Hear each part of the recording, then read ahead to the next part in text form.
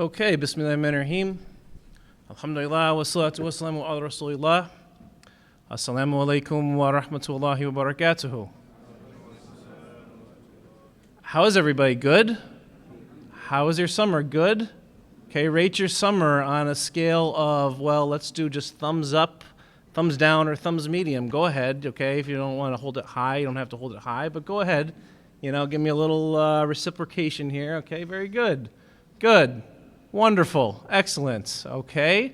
Raise your hand if you have had a kid at As-Suffah Academy before, meaning you were an As-Suffah parent last year. Go ahead. Raise your hand. Raise your hand. Okay, good. Wonderful.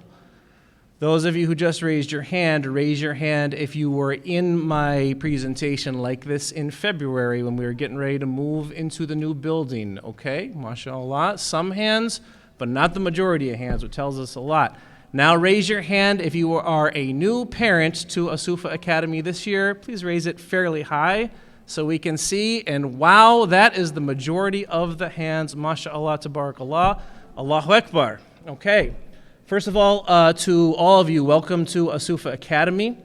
We are happy to have you here and happy to have your children here. And we are committed to providing your children with the best education possible.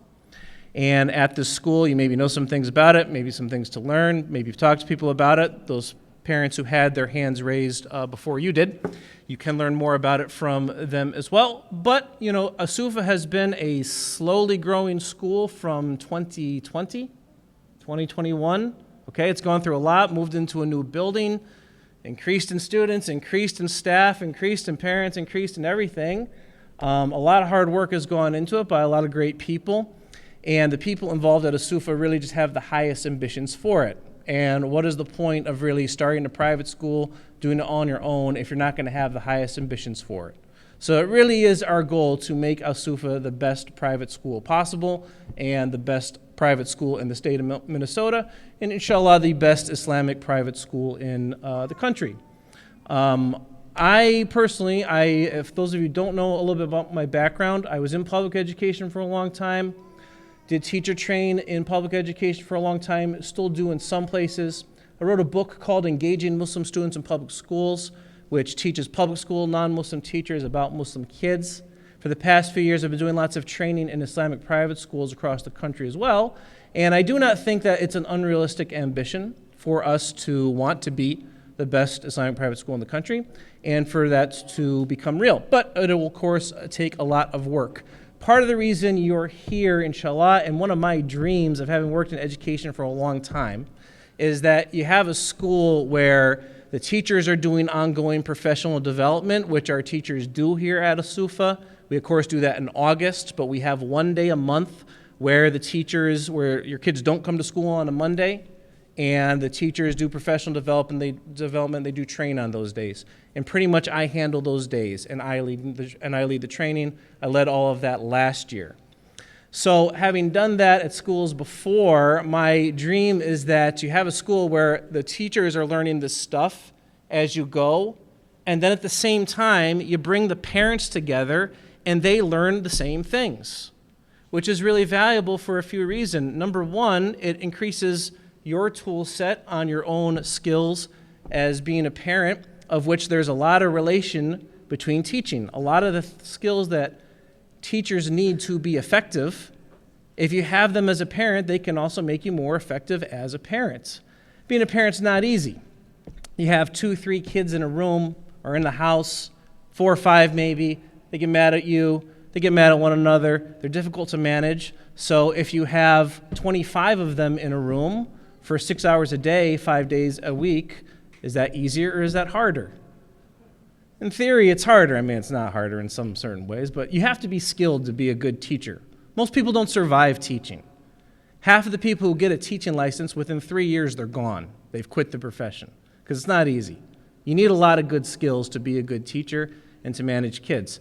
So I think today I will talk a little more broadly about things that we really drilled home with the teachers last year and that we spent a couple sessions on this past week with our new teachers here in As-Suffah, and that are really important for the beginning of the year that hearken to some of what I went over in February for those of you who were here before, and we'll get into detail about how it plays into building our school culture and creating a high-achieving school. Okay, so those of you who are here in February, you'll remember me showing you this chart, which is a chart of GCSE scores, which is like the big standardized test everyone has to take in the UK, of public schools there, and the aggregate scores, and all the way on the right side, at the far end, at the highest achievement on the spectrum, is the school that is called Michaela, which is a really high-achieving school. And a lot of the strategies and philosophical approaches that we're taking here at As-Suffah for training the teachers, it more commonly is stuff that is done in the UK or is done in New Zealand and is done in Australia in terms of its prevalence in teacher education. It's not actually stuff that is what is commonly taught in American teacher education for sure, as well as the schools, though some of it's increasing. Now this school, Michaela, it's a free school. Anyone can attend it. They have a high population of low poverty kids. They have a high population of at-risk kids, kids from immigrant communities, everything. But they still have this very, very high achievement. If you go look up things about this school, you will find things that call Michaela, as Muhyiddin was saying, a strict school or the strictest school in the UK. Now, does strict mean being mean? Does it mean being nasty? No, it doesn't mean that. It means having really high expectations for kids. And there's a way that you have to do that. And how do you do that? That's what I'm going to go into, okay? So strictness doesn't mean mean. It means warm strictness, like we said before. How do you accomplish warm strictness? Well, there is a phenomenon where when a student misbehaves, and kids always misbehave, their impulses get away from them, they test the boundaries and whatnot. When a kid misbehaves, you have to redirect it. And redirecting their misbehavior is going to cost a certain amount of time and energy. And then when a kid starts a misbehavior, there is the amount of time that you wait before redirecting that behavior. Now, these two variables of how we respond to a kid's misbehavior, the time it takes us before we redirect it, and the time and energy spent redirecting it. Those of you who were here in February, what is this graph going to look like when I put the line up here? Like, show me with your arm, like what's it going to look like? What direction is it going to go? Go ahead, show me. Yeah, it's going to go straight diagonal like this, okay?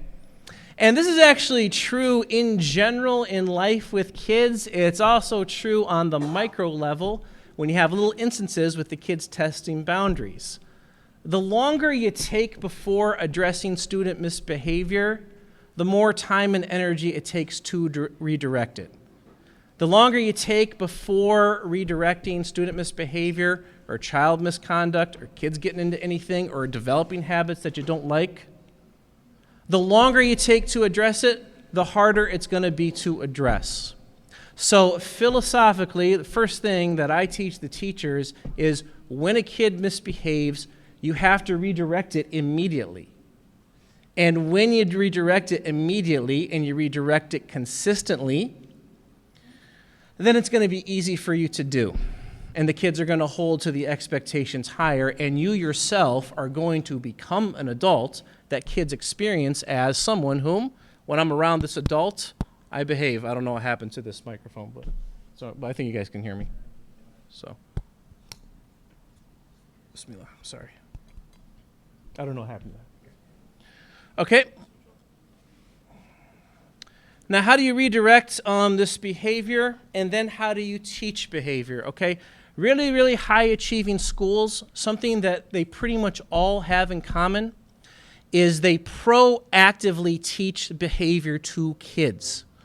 So they don't leave it up to guessing for the kids what we mean when we give directions or anything like that. For every single part of the school day, for every single thing the kid could do during the school day, every single part of the school, we proactively teach exactly how a kid is supposed to behave in that time and in that situation, as well as generally.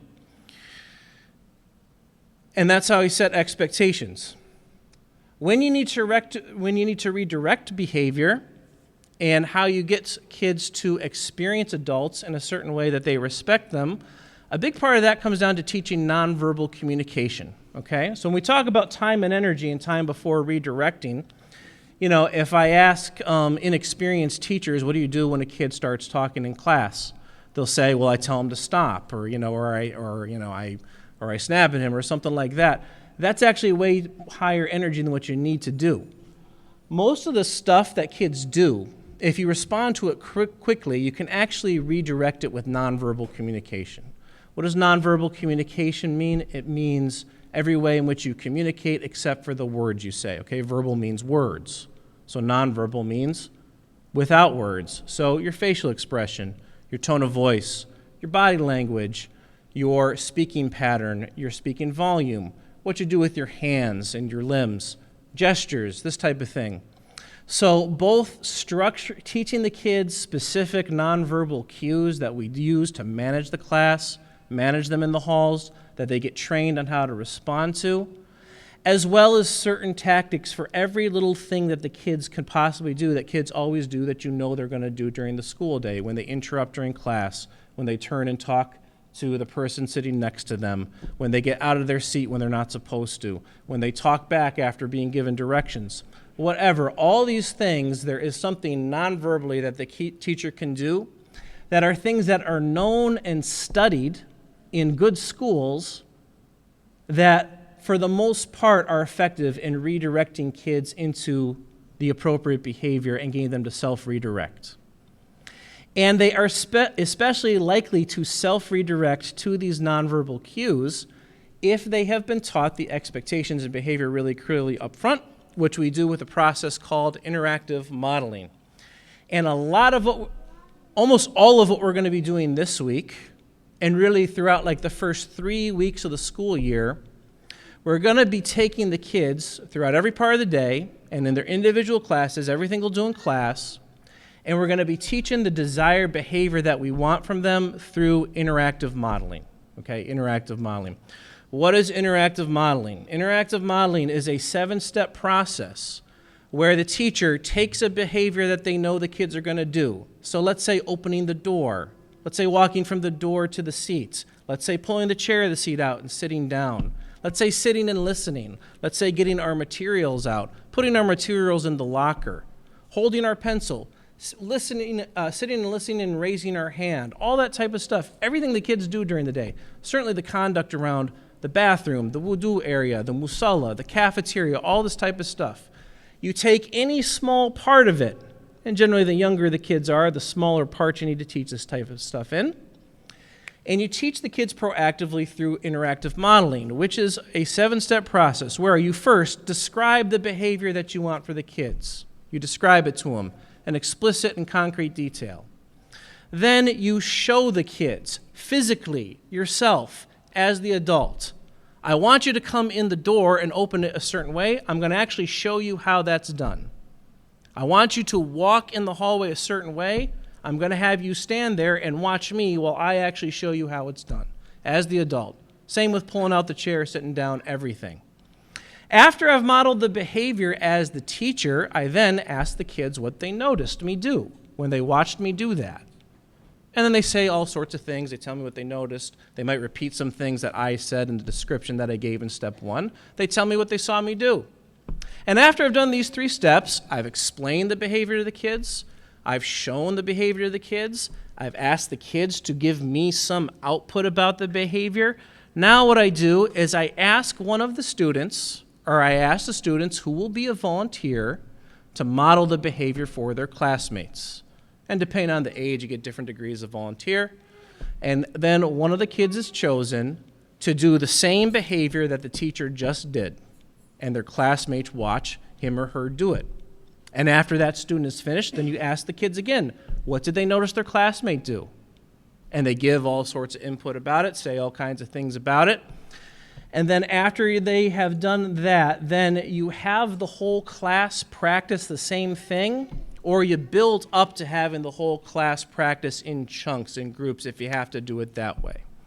And then after the whole class has practiced the behavior, then as the teacher, you give them feedback, and you maybe do it again until it's practiced to perfection. Okay? Now, the main principle about this 7-step process, you don't always have time to do the whole thing.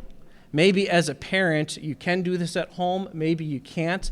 But the principal thing to remember about it is when kids learn, they experience the learning in different modalities. Your modalities of learning are similar to your 5 senses. So aside from tasting, you have your hearing, which is the auditory modality. You have your seeing, which is the visual modality. You have your voice, which is the verbal modality. And then you have what you do with your body, which is the physical modality. So if you look at this 7-step process, in the first step, the kids get the auditory modality. They hear it. In the second step, when the teacher is showing the behavior, when they're modeling the behavior, what are the kids doing? What modality are they using? Audio, visual, physical, or verbal? When they're watching the teacher, what are they using? Visual. When this teacher asks the students what they notice and the students say something, now what modality are they using? They're using the verbal modality.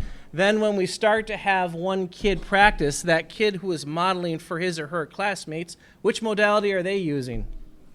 They're using the physical modality. Very good. And when the kids are asked again what they noticed, they're using the verbal modality again. And then when the whole class practices, they all use the physical modality and they get the auditory modality again. Advice as parents, if you haven't figured this out already, anyone want to take a guess at what the weakest modality for learning and memory retention is? The weakest one. Auditory, without a doubt, okay? That's why we have that phrase that we tell the kids something and it goes in one. Go ahead, finish it for me a little louder, brothers. You can do it too, okay? It goes in one ear and out the other, which that's a saying they have in multiple languages I've learned recently, okay? Yeah, it literally does, because you can talk to a kid all day and they don't remember anything. Anyone want to guess what the strongest modality is if you had to choose one? It's actually it's visual. It's the visual modality. And when you do this process, part of the reason why it's 7 steps and they're like distinct, you do the description in the beginning where you explain it. And then as the teacher, you tell the kids, okay, watch me closely, and I'm going to ask you to tell me what I'm doing. And then when the teacher models it, they actually don't narrate it.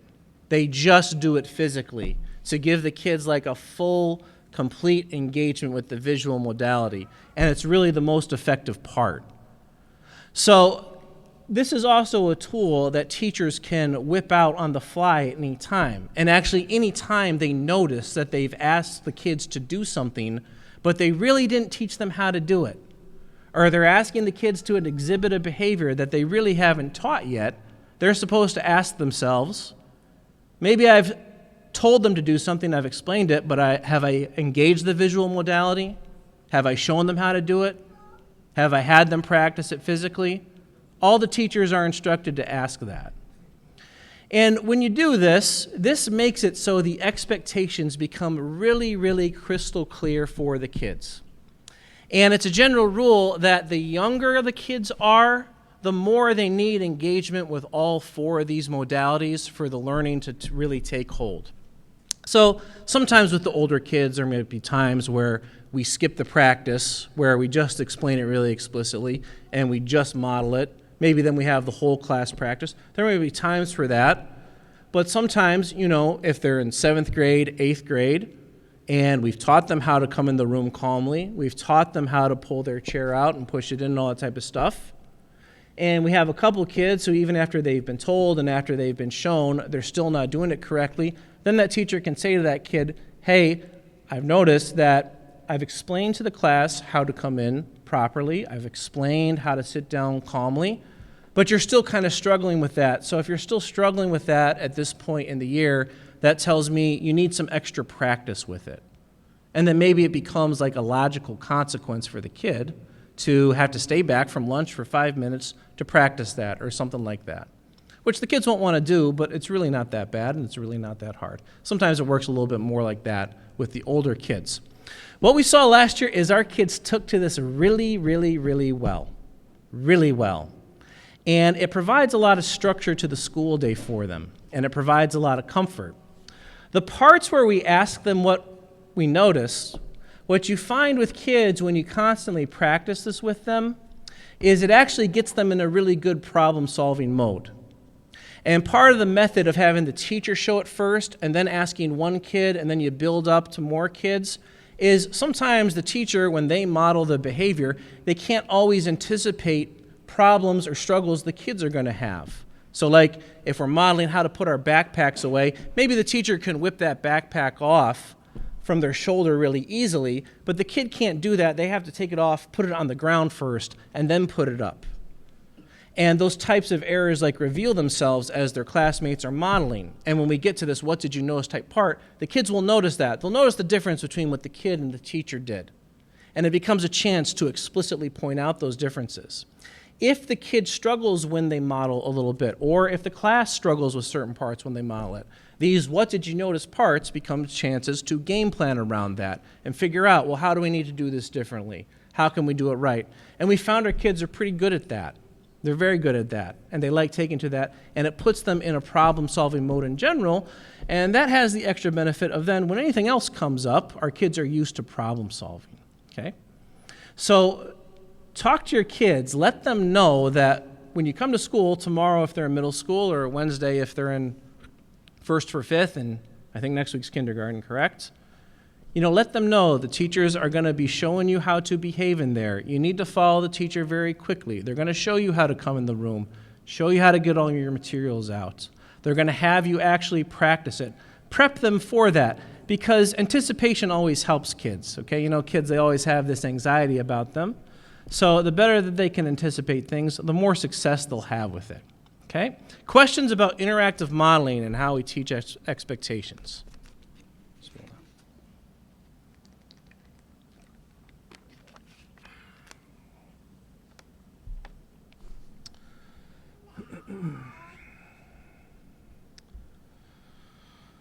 To show some expectations that we have in the school, okay, the whole other thing with this interactive modeling piece is, as a staff, we have to go through the whole building and really game plan how things need to work exactly and how the learning environment can be efficient, focused on learning, and sustainable.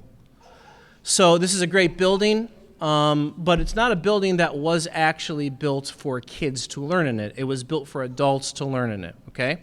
If you don't know, this building was built in 2010, I believe, 2010, and it was Rasmussen Business College. So some of the rules, so even though it's bigger, like our hallways, they're still tighter than we would like. If you were to go to a typical middle school, they'd have wider hallways, okay? The walls in the hallways and some of the light fixtures and stuff, they're not really ideal for young people because they have this kind of covering that if it gets smudged or scratched or something like that, it doesn't look very good. In some places, we have light fixtures that are dangling this type of stuff. So walking in the halls is a really, really important thing in this building and how it is done. And it is something that we will practice thoroughly and redirect the kids on thoroughly when they do it. What are the general rules for walking in the hall? Okay, number one, they have to be silent at all times. And this includes middle schoolers when they are transitioning from one class to another. So the middle schoolers don't stay in the same room all day. They go to different rooms from one class to another, which is great. But if you look at any school, any middle or high school, most of the problems start to percolate in the transitions between classes. And just in general, transitions in schools are when problems happen. So even though it's not what is done at most schools, I don't know really of another school in the Twin City that does this, the expectations with our kids when they go from one class to another for middle school is that transition happens in complete silence, okay? And they will practice this explicitly. And really the goals of tomorrow and Tuesday for the middle school is really more about practicing these transitions in silence than it is about anything else. Okay, why in silence? Number one, they'll just come to class more prepared to learn than they will otherwise, instead of having social conversations during the transition. Can the kids be social? There's times where the kids can be social during the school day. There's times where the kids can play and have fun during the school day, But what is important for the students at As-Suffah Academy is that they are doing the appropriate thing at the appropriate time and place. So what we will tell the kids, the time for them to be social during the school day is in lunch. That is when they can talk to one another about what they choose to talk about. That is when they can have social conversations, during lunch. For elementary school, it's during lunch and during recess. Okay, the middle school doesn't have recess. They will have gym classes, but that is different than recess because it's not just like a free thing. It's a structured thing where they're learning. So in that essence, too, social conversations, in effect, are not allowed during the transitions from one class to another, and having that helps kids be prepared for class way more, okay? It's really important that kids have their hands to themselves in the hall, and not only that, but we're specifically going to teach them how to hold their materials with two hands when they walk down the hall so that their hands are not touching stuff, okay?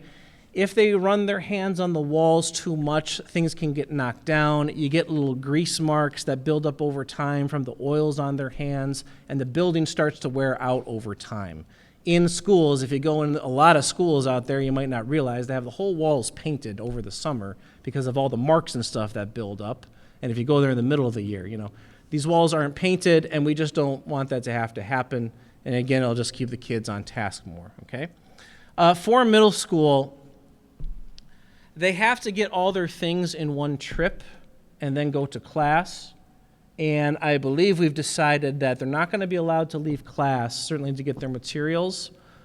The only place they'll be allowed to go in the transition other than straight to class is to the bathroom if they need to go to the bathroom, okay? Because right now the rule that we're setting is they're not allowed to go to the bathroom during class. They have to do it during the transition. We are considering making an exception to that for 8th grade only, where they will be allowed to go in the middle of the class, but not in the first 15 minutes and not in the last 15 minutes, okay? Why? Because kids in middle and high school, they really try to use leaving class and going out in the halls as a time to be away from work, as a time to meet up with one another, as a time to socialize, all this type of stuff, as a time to duck out of learning when they maybe feel insecure about the learning and all this type of stuff. And, we don't exactly have hall monitors. We have auxiliary people. We do have a clinic here that is operating its own thing with kids who have a lot of high needs who we need to respect. So in general, the kids in middle school, they're not going to be allowed to leave during class, okay?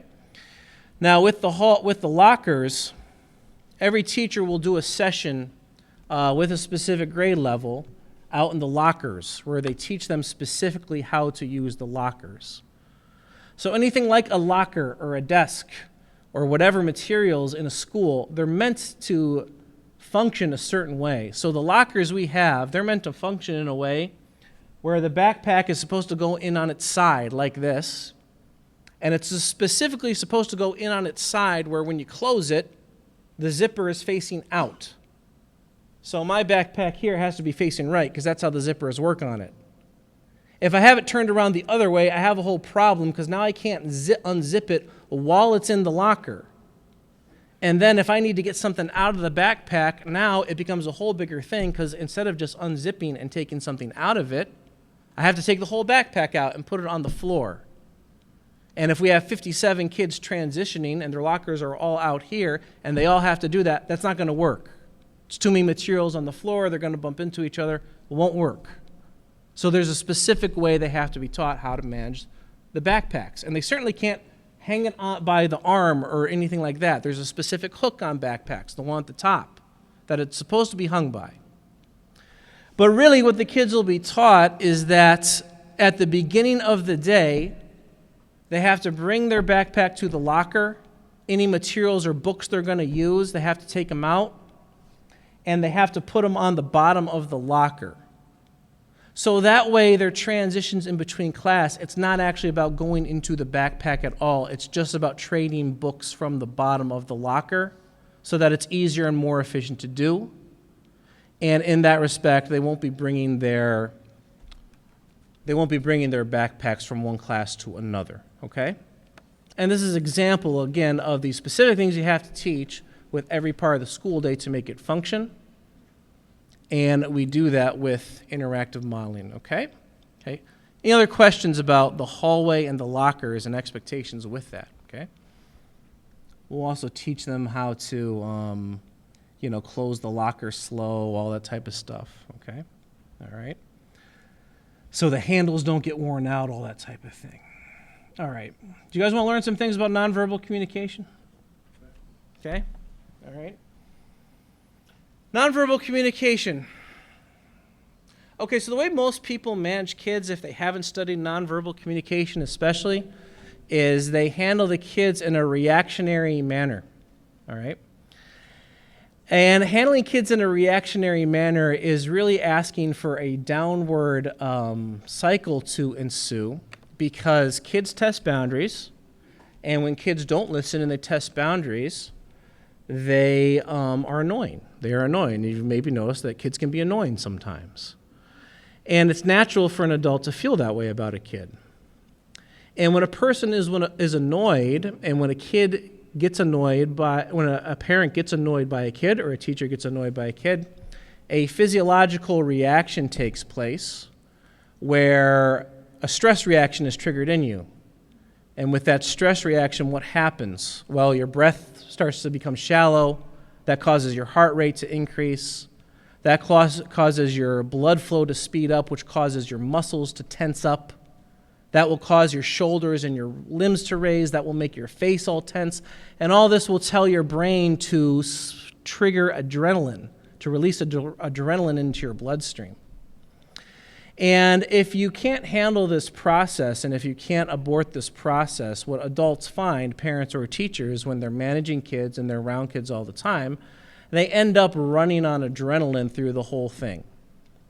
And it takes adrenaline about 25 to 30 minutes to run through the bloodstream of an adult, so you can get through the school day or get through the day supervising your kids on that adrenaline. But what will happen at the end of it is you will just crash. You'll just crash because the adrenaline will be out of your system. And that will cause you to have negative health effects over time. What does it look like when someone manages a kid based on adrenaline? They will usually raise their voice because the shallowing of their breath and all this muscle tension just causes their voice to raise and get high. They'll usually snap at them. By snapping them, I don't mean actually snapping, because that can be an okay thing to do to get the kid's attention, but I mean like jumping on them verbally and saying something to them and telling them what to do really quickly. Your face will get really tense. When you tell them what to do really quickly, usually what comes out is words that are meant to induce guilt. They will usually be pretty similar to what your parents told you growing up if you never learned anything else, even if it's in a different language. And also, too, your limbs will get really active, okay? So when adults get stressed out at kids, they do a few things. Sometimes they do this, all right, if they're getting really mad at them. A lot of times parents do this, or teachers do this. If they're really exasperated, they'll do this, okay? You ever find yourself doing those things when you're mad at your kids? You ever find yourself doing that? Okay, good. Okay, it's a physiological reaction. Now, the whole problem with this is, number one, the health effects on you are negative, and number two, it really doesn't do anything to redirect kids, okay? Tense reaction is stuff that kids will respond to when they are little. It is stuff they will respond to for a certain time period. But what happens over time? What happens over time? Let's say you resort to one of these things in managing kids. Let's take the first one, yelling. What happens if you just focus on yelling at kids, or that's your only tool that you go to over time? What happens? Eventually they start to yell back. And actually, even before that, what starts to happen at first is they start getting desensitized to it. So like when the kid is little, they'll respond to you yelling. When they get a little older, they might still respond, but they might not feel so bad that you yelled. This is like, age 8, 9, 10 now. Once they get to 11 or 12, they'll start thinking about things to say back. Then when they get to 13, 14, they'll have some things to say back, and they might start yelling back. And when you start getting that resistance as a parent, and all you're doing is yelling, what can you do? The only thing you have to do is yell louder, and you can only yell so hard. And you see some kids very resistant to it. So motivating kids, there's two types of motivation, okay? Intrinsic or extrinsic motivation. Intrinsic means they're motivated by the feeling they have in their relationship with the adults, or they're motivated by their own emotional and logical formulation of what their behavior should be. Extrinsic motivation means that there's something outside the kids pushing them to be a certain way, or trying to coerce them to be a certain way. And extrinsic motivation, it can be positive or negative, but either way it wrecks motivation because the kids get desensitized to it over time. And the impulsive negative stuff certainly doesn't sustain over time, but so does rewarding them too. And a lot of people, when they don't know anything to do other than react to the tests that kids give them, what they formulate to do instead is, well, if I don't want to yell, I don't want to be mean, I don't want to be negative, well, what can I do instead? Well, I'm going to reward them. I'm going to give them candy. I'm going to promise them toys. I'm going to promise them, more screen time or something. And what does that do? How does that go over time? What happens?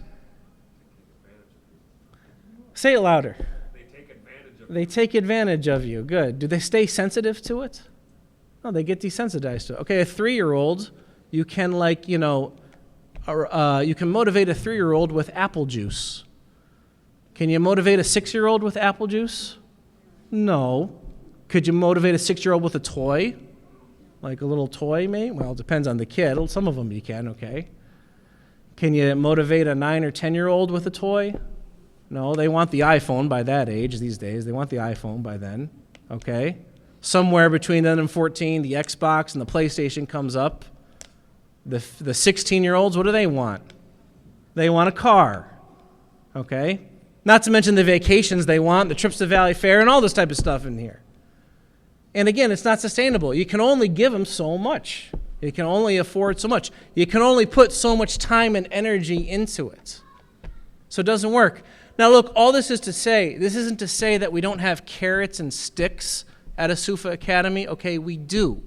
You have to have that stuff in place, because if some boundaries get crossed, sometimes you have to do something.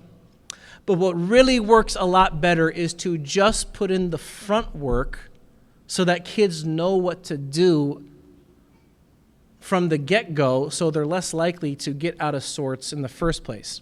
And that's what the interactive modeling piece is all about, okay? The nonverbal piece is all about making sure the kid and the adult have an appropriate relationship. What do I mean by an appropriate relationship? I mean one where the kid is not looking to manipulate the adult. One where the kid is not just calculating, what can I get out of this adult? One where the kid is not just calculating, how can I test this adult? How can I push his or her buttons? So on and so forth, for the sake of their little entertainment or whatever. An appropriate adult-child relationship is one where the child respects the adults and the adult respects the child, but the child respects the adult as the authority. And that school, Michaela, that I pointed out to you from the UK, as well as higher performing schools in the United States and elsewhere, something that they also have in common, in addition to teaching behavior proactively, is they all take it as a principle, as a fundamental in the school, that adult authority is non-negotiable. That adult authority is non-negotiable. And we will have the same expectations for our kids. If a teacher gives a direction, teacher sets a rule, something like this, a student at As-Suffah does not have the choice to not listen to that teacher. But as educators, we also have the responsibility to set the kids up for success in the environment that we put them in. So really teaching the behaviors proactively through interactive modeling, that's a big part of that, is setting them up for success. And teaching the nonverbal communication is a big thing about creating the appropriate relationship between the adult, so the kid literally feels the adult or experiences the adult in a certain way. because kids feel things much more so than they think through things logically. So what type of adults, non-verbally and just in general, do kids respect? And this is something that has been examined very closely and studied there very thoroughly in education. And what it turns out is the type of adults that kids respect and whose wisdom and authority they buy into and that they're willing to listen to are adults who are very relaxed with them. Adults who are relaxed with them. Not relaxed in terms of the boundaries they set up for them, not relaxed in that regard, but relaxed in terms of their nonverbal communication with them, the way they carry themselves with them. So the number one rule of teaching and parenting to manage kids effectively is to be calm. Just to be calm. Okay, if all the teaching on nonverbal communication could be summed up in 2 words of how to manage kids effectively, it's these 2 words: be calm. And that's the first thing that we teach teachers. And how do you do that initially? You initially do that with breathing. Okay, you initially do that with breathing. So that whole physiological response that I described that happens in adults when kids annoy them, how do you stop it? How do you prevent that adrenaline from releasing in your mind? How do you do it? How do you prevent your heart rate from increasing? How do you prevent your muscles from getting tense? How do you prevent your teeth from clenching and your face scrunching up? How do you do it? What can you control? What can you take a control of in that moment to make it stop? You can be calm. And how do you do that? What do you do that with? What's going on in your body always that you need to take control of? One of the teachers can say, because you all know it. You're breathing. You're breathing, okay? You're breathing. Do you guys want to work on a breathing exercise? Raise your hand if you want to work on a breathing exercise. Raise your hand. I'm not going to make you do something you don't want to do it, okay? Like one of you? 2, 3? Okay, it's fine, it's fine. You're adults, so you're responsible for your own learning. Kids would not have a choice. We tell them to practice something, they got to practice. Same thing with the adults in the PD session. But we were doing this earlier this week, okay? We were working on our breathing as a staff here. And we role-played, where one of us plays a student, the other plays a teacher. We do something, the teacher does something agitating, and instead of reacting, the teacher has to work on breathing and executing a specific calm facial expression, okay? Now I'm going to show some facial expressions here that we're going to analyze a little bit, okay? So I'm an adult, teacher or parent, managing a kid, and a kid annoys me. So now I have I'm going to exhibit a facial expression to them, and I have some choices, okay? I could show them face A, which would look like this. Okay. I can show them face B, which might look like this. Okay. Or I can show them face C, which might look like this. Now, just tell me which face looks most relaxed, A, B, or C. C looks more relaxed, okay? Yes or no, does face A look like a person who's in control of themselves? No.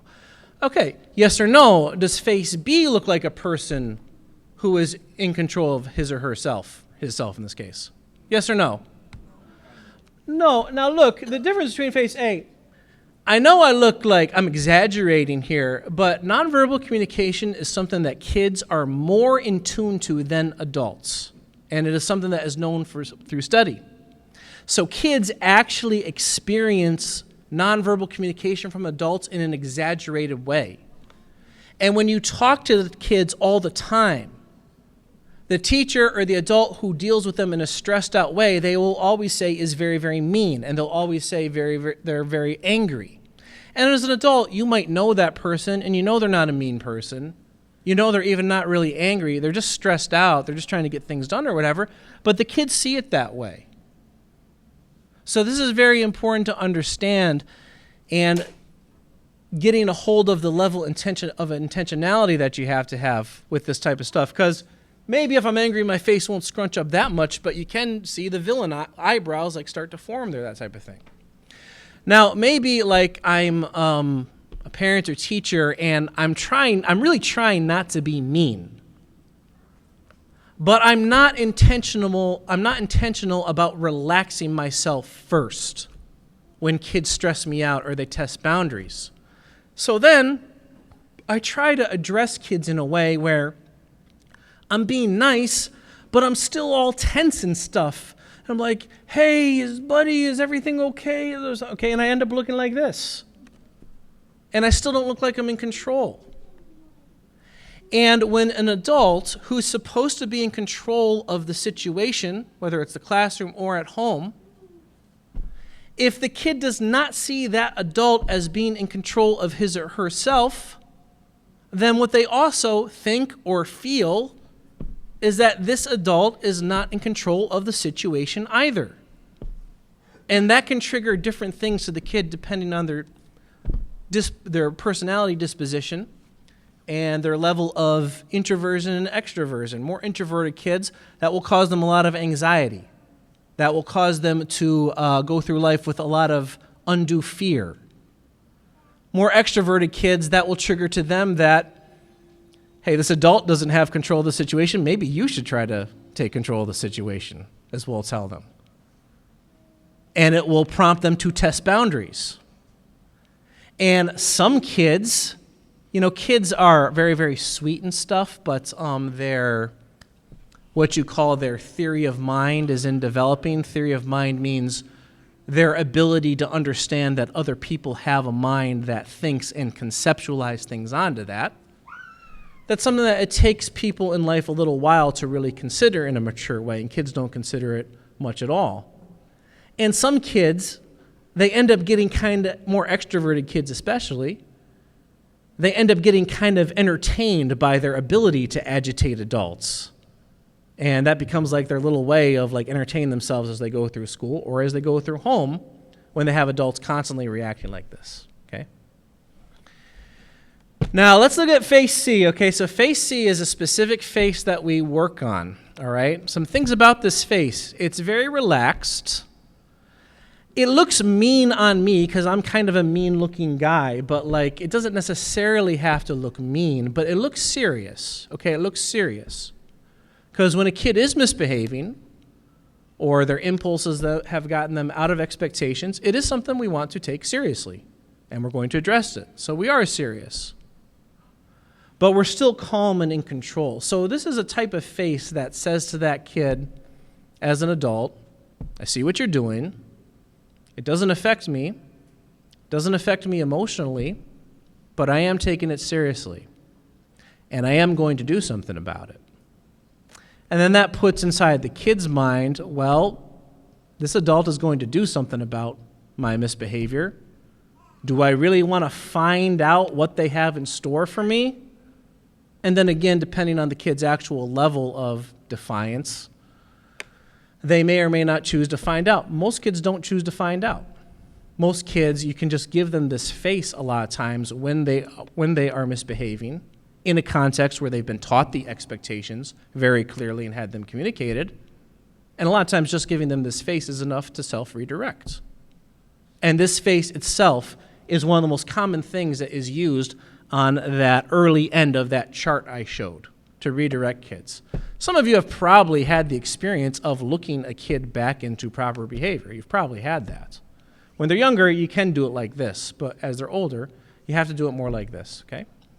Now, some tips as parents. There's specific features to this face, physiological features, okay?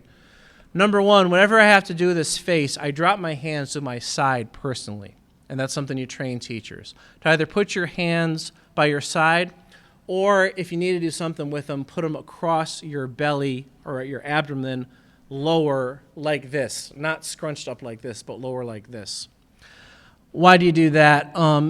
That way, by the side or down like that, your shoulders are down too. It's very, very hard to relax the muscles in your face if your shoulders are up. And the tendency to go like this when we're stressed out, or to go like this, it raises our shoulders, which scrunches our neck muscles, which will make our face muscles compress. So it's very, very hard to show a relaxed face like that, okay? That's thing number one. Thing number two, you do slow breathing. Okay, you breathe in slow, and you especially breathe out slow, and you focus on getting your breath into your diaphragm as opposed to up here. And you especially focus on breathing out slowly through the nostrils especially, to a count of like 4 or 5 or 6. That helps relax your face very well and slow down your heart rate.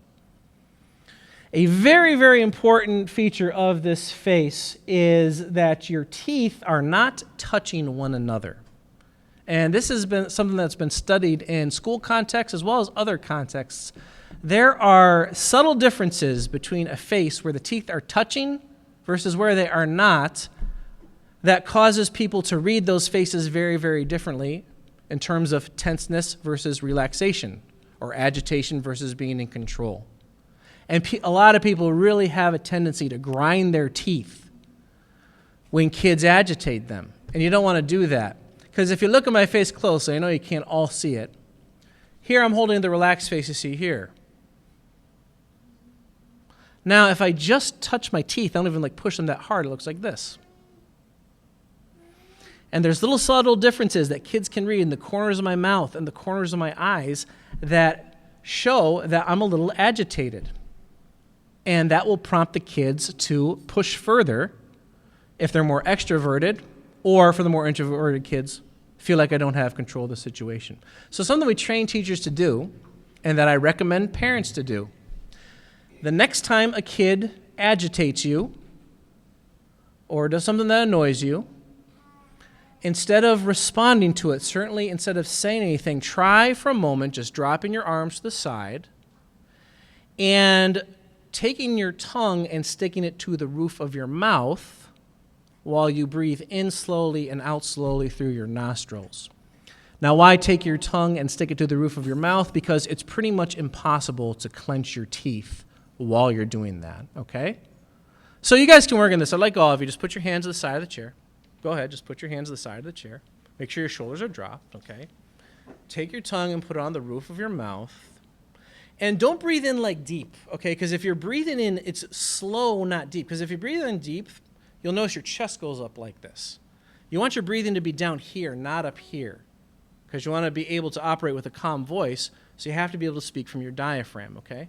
So then just breathe in slow through your nose and slow out, trying to release the tension in your face, okay? And as unnatural as it feels, this is actually what you want to train yourself to first do when your kids bother you.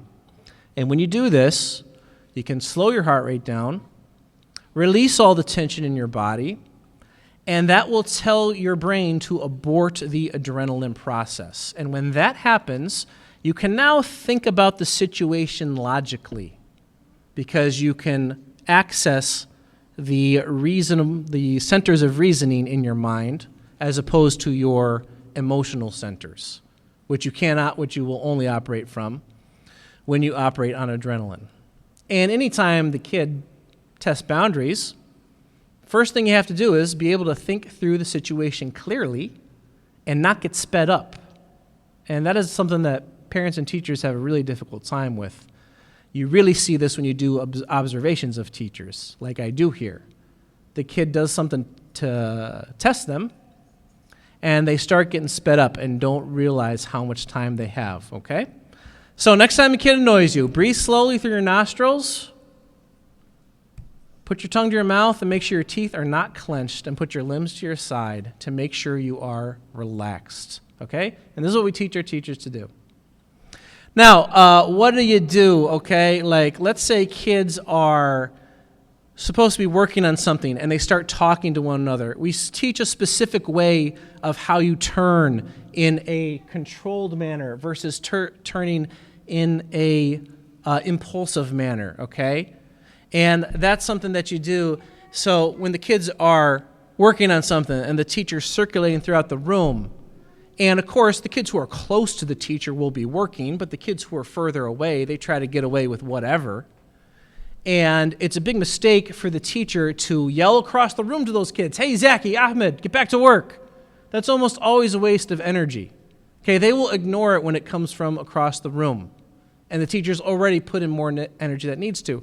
Same thing goes for home, okay? And I know this is really hard to do, and a lot of times we're tired at home with kids and stuff.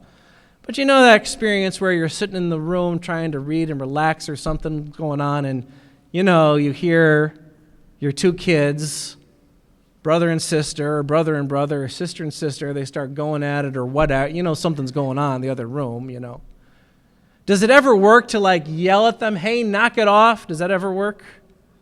I mean, again, maybe when they're really little, but that never works. It's a waste of breath and energy, and it will cause adrenaline to spike. It's much better to learn how to just approach them very slowly. Because as you slowly approach, okay, because if I'm a kid from the other side of the room, and I see that teacher from the corner of my eye turn like this, and I see them walk very slowly, and this is a turn done in a specific way where it's done from the top down. You turn the head first before the feet, because you won't turn slowly if you turn your feet first. Just the raising of my posture, the turning of my head, the turning of my abdomen, the turning of each leg, each one of those things is a nonverbal cue to the kid that I notice what you're doing, I'm addressing what you're doing directly, and I'm in control of myself and I'm in control of the situation. So when the kid sees that, that in and of itself is something to redirect him or her. And most kids, they'll see the teacher approaching like that, and they'll start getting back to work before that teacher even gets over to them to be close to them without having to say anything at all. Most kids will do that. When kids interrupt, when we're teaching a class,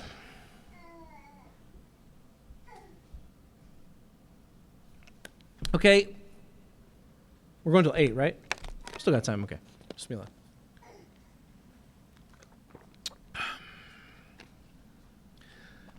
We try to have the kids always doing something. Okay, that's part of good learning. The kids shouldn't just be sitting and listening. They should be doing stuff, okay? And we'll have a session where we learn about the science of learning and this type of thing, okay? It'll be very helpful. I'll teach you how to get your kids doing chores very, very well. I promise you I can teach you how to do that, okay? But you got to wait for at least the next session for that, okay?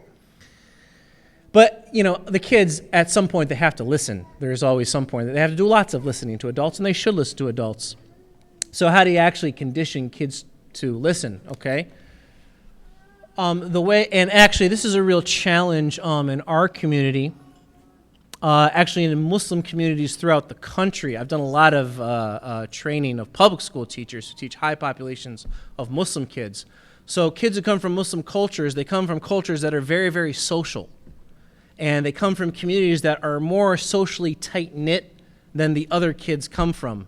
And usually that the teachers grew up with themselves. And even that the teacher training here assumes the kids are going to have when they go through it. So whereas your average American kid, he shows up on the first day of school looking around to make friends, and he's all nervous and this type of stuff, our kids tend to not be like that. They tend to know a bunch of kids in class already. A lot of times they saw that kid the day before at Dukesy or the weekend school or whatever, and they have some sort of conversation going, and they just bring that into the class. So side talking is the biggest thing that teachers deal with Muslim populations of kids. And it's a very, very pernicious nuisance behavior. And it's a big problem because if a teacher is talking to kids and a kid starts to side talk with his classmate and the teacher just continues their teaching, now whatever expectations they taught the kid, what they're communicating to that kid is those expectations don't really matter. Because they might have said, when I'm talking as the teacher, you need to be quiet and listen. You need to be sitting up straight, have your hands like this, and you need to be tracking me with your eyes. They might have told the kids that. They might have even practiced it with interactive modeling. But for all intents and purposes, if the teacher goes about talking to the kids, and Zaki turns to Ahmed and starts talking, and the teacher just keeps talking, now those expectations don't really exist. Because setting expectations with kids is always what you do matters more than what you say type of business. And what it really is what you hold them to matters more than what you say. And if I communicate expectations, but then my actions communicate something different, I'm now communicating to the kids generally that when I tell you something, it doesn't really matter because I'll let you get away with something else. And young teachers, especially, or inexperienced teachers, they make the mistake that when they see Zaki turn to Ahmed and he starts whispering a little bit and talking, what they do is they say to themselves, well, it's just one kid talking. I don't want to stop what I'm teaching. I can't stop. I got to get through the lesson. So, hopefully he stops talking to them and it just dies down and he'll be paying attention in a few seconds, and I'm going to keep going. Now, when Zaki turns to Ahmed to say something to him in class, and some of us were this student when we were kids, is he going to stop? There's no way he's going to stop. Whatever he's talking to him about, whatever TikTok video he saw last night that he's reminding him of or whatever, it's going to be more interesting. He's not going to stop. And not only is he going to get stopped, not only is he not going to stop, but his volume is probably going to raise a little bit. And it won't be too long before what else happens? What else happens? Other kids are going to notice, hey, if Zaki and Ahmed can get away with talking, we can get away with talking too. And it takes about 10 seconds before you have half the class who's talking and listening to the teacher, and now the teacher is way up that scale on that graph, and he or she has to stop class and wave their arms and say, hey guys, I need you to listen, all this type of stuff, all this type of thing, okay? By the way, we really have an issue with this in mosques, okay, in mosques. Like the people who lecture to kids in mosques, the skill I'm about to teach, they really, really need to learn this. Because almost without a shadow of a doubt, when I'm in a mosque, and I've been into a lot of them in Minnesota as well around the country, and I see someone trying to lecture the kids, and you need to lecture the kids. You need to talk to them and make them understand stuff. It almost always ends up being something where they are going and half the kids are just talking to themselves or talking to each other instead of listening. Because they don't do something when that first kid turns his head to talk to his classmate. So in our classrooms, the kids are going to be taught exactly how you sit, exactly how you look at the teacher when you're listening. They're going to practice it intentionally, like with timers and this type of thing, showing that they can sit that long. So they'll know how to do it. Still, they're going to turn and say stuff to one another. They're still going to do that. They're still going to be sitting up straight, but like start to slouch. They're still going to do that type of stuff. So what our teachers are taught to do when a kid does that is execute a strategy, which is called pausing and quieter restart, which means that when a kid interrupts, which can mean saying something, but what it really means is just doing anything that is outside of the expectations that were set for how you're supposed to listen, that teacher is supposed to pause their speech, which specifically means cutting themselves off in the middle of a word or a sentence.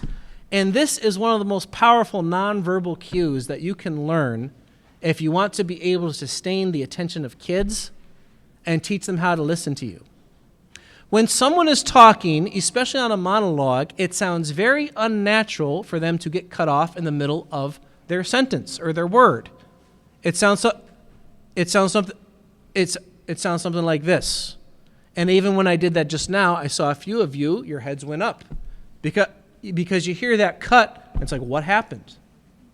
And for Zaki, when he turns to talk to Ahmed, he knows he's doing something he's not supposed to be. So he keeps a little ear out for whether or not the teacher is going to call him out. But the thing about it is the teacher doesn't need to call him out. The teacher doesn't need to say his name. The teacher's already taught how he's supposed to be listening. He knows how to do that. All the teacher has to do is cut him or herself off like that. And Zaki will hear that, and it will cause him to say, I've been noticed. And then he'll go back like, what? It wasn't me. It wasn't me. And he'll make like he's listening again. And it's that simple. If the teacher waits before he's gotten too many words to Hamza's ear or Ahmed's ear, and he gets more invested in the conversation, it could be harder because he's more invested. But the quicker that teacher reacts on it, the easier it's going to be. Now, when Zaki goes back and makes like he's listening when the teacher has paused and the teacher has breathed while they're doing this and they're relaxing their face, is he really paying attention, or is he telling himself, I'm going to wait until she starts talking again, and when she starts talking again, I'm going to go back and tell Ahmed what I wanted to tell him? What's more likely? He's actually going to listen, or he's going to go back to talking. What's more likely? What does he really want to do? He wants to go back to talking, okay? So how does the teacher mitigate this? He or she mitigates this by executing the second part of the strategy, which is continuing their teacher talk, but doing so by going back to the beginning of the sentence that they got cut off in and doing it in a quieter voice. Doing it in a quieter voice, which again doesn't feel natural. What more feels natural to the teacher or the adult when they feel someone's not paying attention is to get louder. But why do they restart the sentence and go to a quieter voice, and why does that work? Well, when Zaki turns to say something to Ahmed, he calibrates the volume of his speech at a certain level where it's going to be just loud enough to land in Ahmed's ear, but it'll be quiet enough to ride under the talk of the teacher. So when the teacher goes quieter, now his calibration is all messed up. And that makes it harder for him to go back. Also, too, when the teacher continues talking, but does so in a quieter voice, that lower volume itself is also a nonverbal cue to the kid that, Zaki, I know what you're doing, and yeah, I'm continuing talking, but I'm also keeping an eye out on what you're doing. I'm still paying attention to that. But I'm not letting it affect me or get me out of sorts. I'm calm, cool, and collected with it. And this is something that our teachers really will do a lot in the beginning of the year to condition the kids to actually listen, because what I teach the teachers is they cannot go on talking while kids are talking, because the expectations just go out the door and they don't experience the adult as someone who is listened when spoken to. And you can use this with your kids too. Okay, when you ever try to tell your kid something, and then they know you're telling them something, and they get all defensive, so then they throw back at you their little excuse or their little blaming of someone else. You ever had that happen? Of course you've had that happen. Have you ever, responded to what they said when you did that? Have you ever done that? Okay, so say your kid's name is, let's stick with Zaki, okay? You say, Zaki, you need to go clean your room. And Zaki says, I can't. Hamza's in my way. Or so. You ever had him do that, okay? If he says something like that, if you respond to what he says after you've given him a direction, now you let him control the conversation. You get what I'm saying? And now he is just going to get into a back and forth with you where whatever you say, it becomes like tennis. Okay, this back and forth. So when you have something to say to kids, to tell them what to do, you have to really value the words that you have to say. And if kids interrupt you, you cut yourself off, you breathe. Even if they're interrupting you verbally, you let them get out whatever they say, and you just go back to repeating whatever you were telling them. Because what you got cut off in, that's what's important. His little defense mechanism isn't what's important. You understand what I'm saying? And again, you do this in a calm way, in a collective way, that allows the kid, his or herself, to downshift a little bit, stay relaxed themselves, and you get way further this way. Okay? Now, if Hamza keeps doing this, we teach the teachers to, say the teacher gets cut off 3 times by Zaki, or 4 times. Okay, it starts to get a little ridiculous, all right? Or it's some other command they're giving the kid, and the kid has to be redirected non-verbally 4 or 5 times. What we teach teachers to do, if they have to verbally redirect Zaki, is to just repeat the command, to do it slower, and to do it quieter. Okay, so sometimes you'll have kids like, hey, you need to get off the couch and clean their room. They'll be like, oh, I don't want to right now, okay? And then you breathe, relax, you give them the relaxed face, you don't say anything. And try doing that, by the way, that's a whole other thing we work on. If you give kids directions and they say something back to you, at first, just don't say anything. Just give them that calm face look. And wait 5, 6, 7, maybe even 10 seconds. You'd be surprised. They don't like you looking at them that way.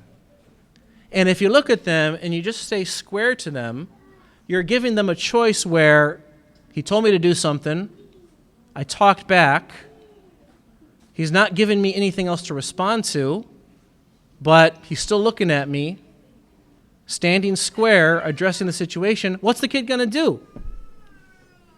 Usually what the kids will do is they'll go, oh, fine, and then they'll go do or whatever you said. That's what they'll usually do.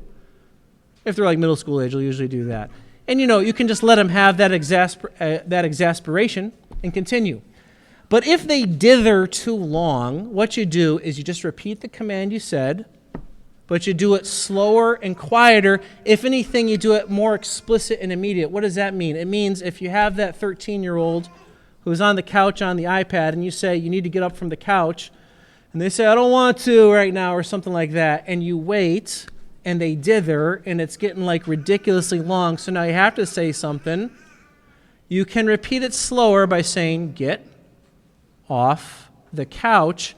But even better would be like, put the iPad down, or put your foot on the floor. Like whatever they have to do physically, you just get as explicit as possible. So there's like as little room for misinterpretation as possible. And usually when you do that, then they'll get into compliance. If after that a kid still is resisting somehow, then we teach the teachers to give two choices, which means they say, Fulan, you have two choices, or Zaki, you have two choices. You can, and you say the positive thing you want them to do, you can sit back up in your seat and pay attention like we've taught, or you can blah, blah, blah, blah, blah, and there you give the negative consequence. And the negative consequence is supposed to first be something in class, like you have to have a talk with me after class, or you have to switch your seat. Or it can be, I have to refer you to Mr. Muhyiddin or Mr. Ilyas, the behavior dean. You give them two explicit choices, the positive choice and the negative choice. You say to them, I would rather you do the positive one. Okay, you don't want to punish them. But at this point, what's happened at this point?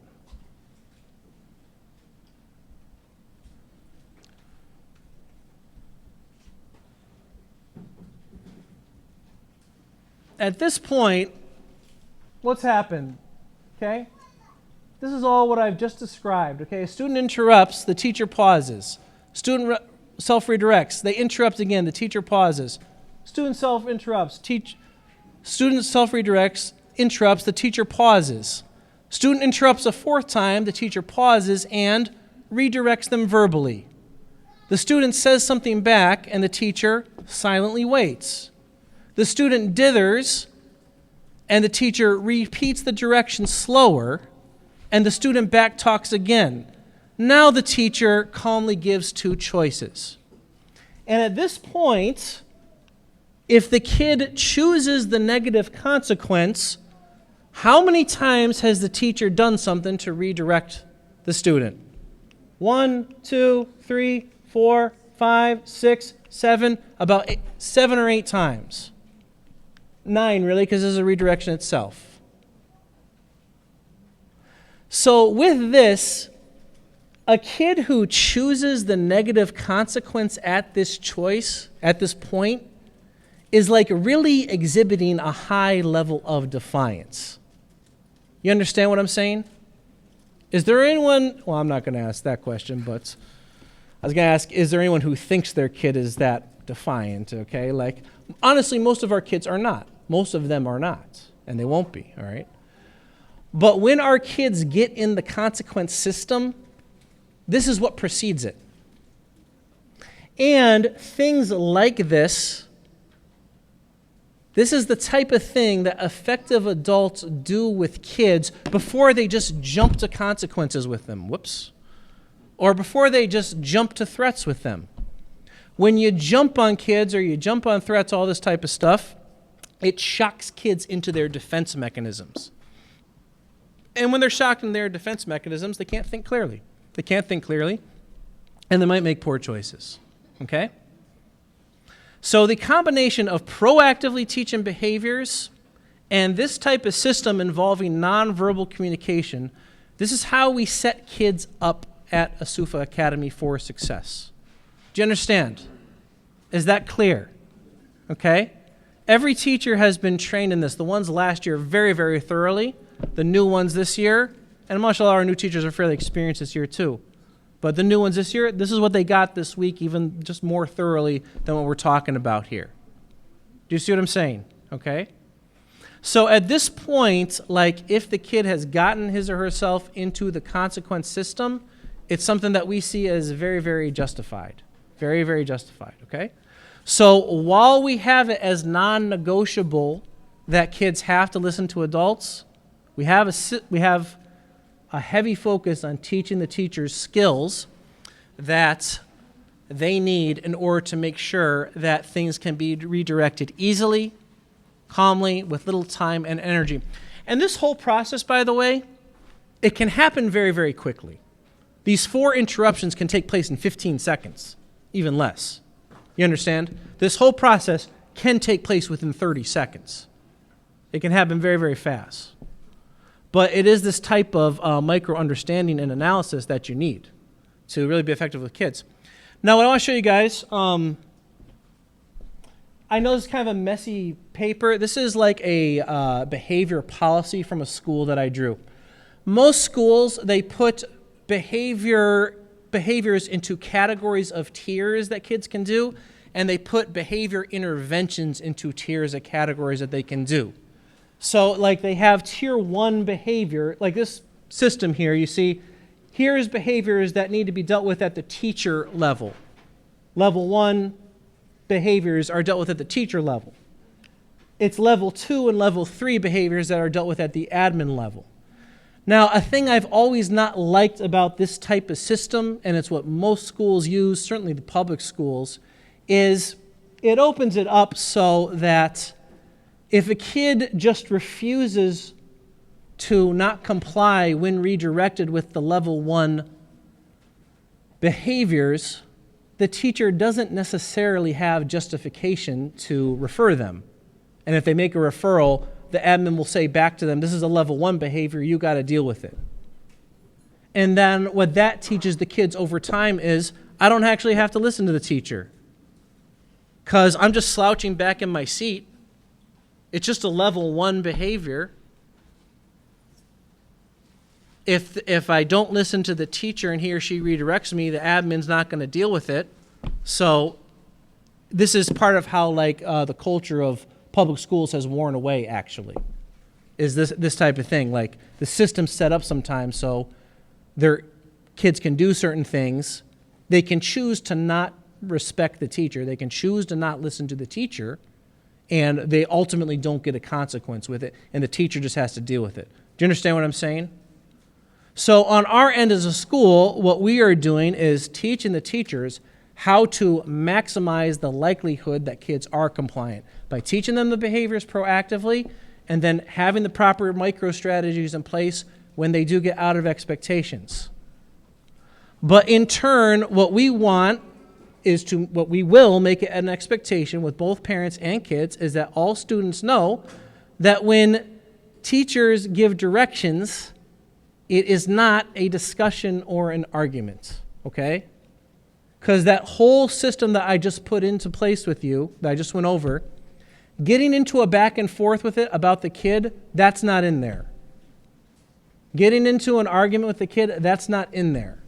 And that's not something the teachers are going to do. If a kid wants to go there, if they really want to go there, after all the things we've put in place, then even if it is something small, like not sitting up straight, or walking too fastly in the hall numerous times, even if it is something small like that in a regular school they might categorize as a level 1 behavior, with all these things in place, the teacher is still going to be justified at this school at referring them to the behavior system and referring them to the principal or the behavior dean. Okay? Does that make sense? Does that make sense? Okay?